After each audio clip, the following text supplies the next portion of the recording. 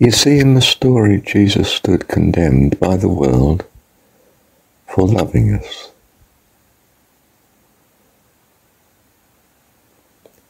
It's an astonishing story.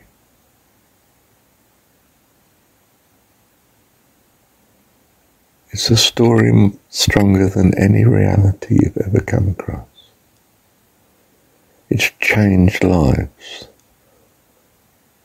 from sadness into glory, glorious light.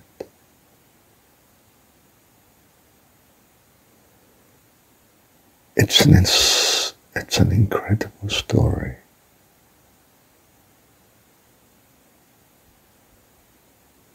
I mean, you can have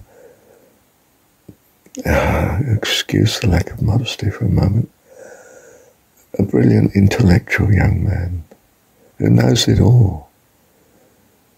He knows it all so much that he's even loving and kind because he's a humanist. He cares and he knows it.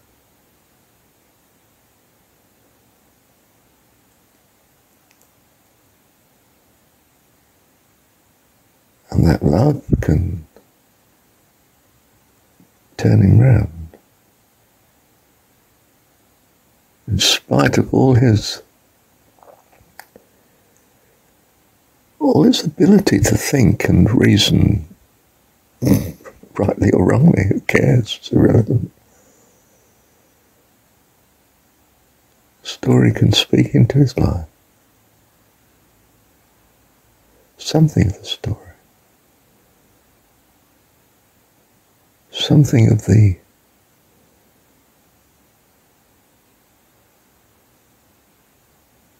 holiness of the Spirit speaking to him, of goodness that he treasures and values. Bursts into flowers, or whatever you like to call it. Realization that he wants God to exist. Nothing's going to stop him, you see. I choose to believe. Why? Because I want to. So what? It's what I want. It's what I want that matters. Nothing else. I found I wanted God to be. Well, you're on your way, Marshall, aren't you?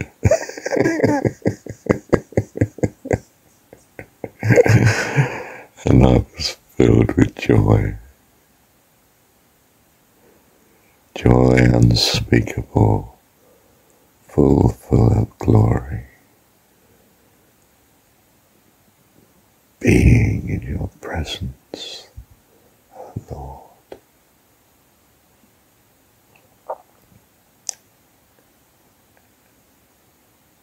How amazing. When was I? I have to hear this to know where on earth I am. Hang on a sec.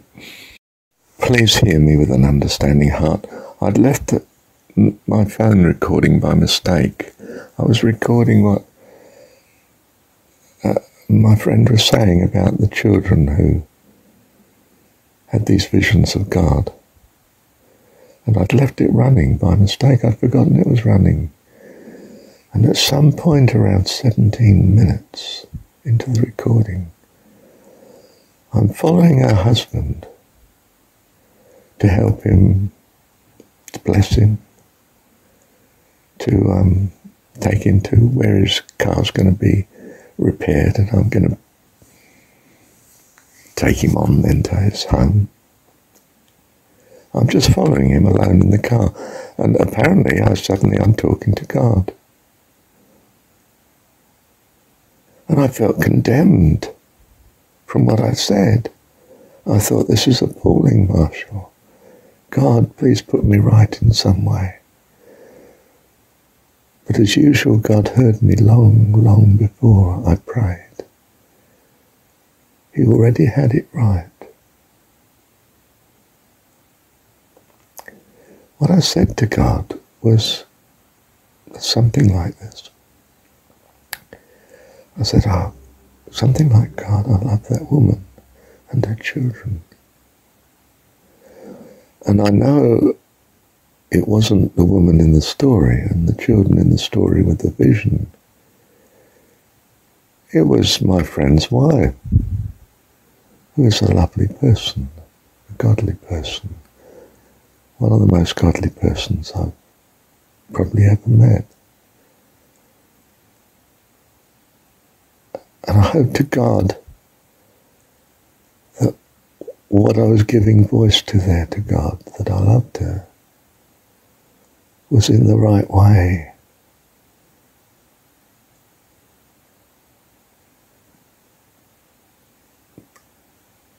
Not to harm her or her husband or her family or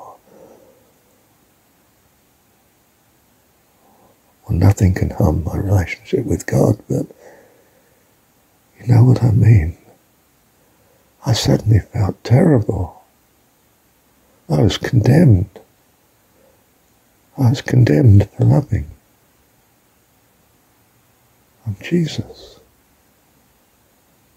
crucified for loving.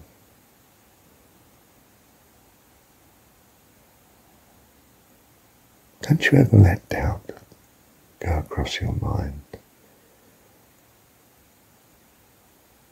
All your steps are ordered by your Heavenly Father. He is well able to do this, and He loves you, and He's done it long before you ask Him. He's our Dad. He's wonderful.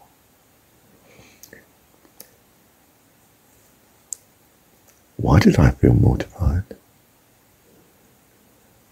Because my whole being wants to love her husband too. He's a fine chap. He's a lovely boy. Well, I mean, I don't want to worship man, but I mean, you know, they're like all of us. We're all children of God. You're allowed to love each other. If you truly love each other, no way do you want to harm anything that's good in their life. You can love them. You're safe in God's hands. There's nothing wrong with loving. There are actions that are good and actions that are harmful. But if you love, you won't be drawn to any action that is harmful. On the contrary, you will rush to their defense. In this case, both her defense and his defense. Because they're man and wife. No way do you wish to come between them. You want it to be strengthened and reinforced with all your heart. This is your love for them. Don't let the world condemn you. And if it does, well, you've yet another thing in common with Jesus, haven't you? Thank you, Dad. Thank you, Dad. I count it a privilege to be misunderstood. I count it a privilege to be condemned by the world.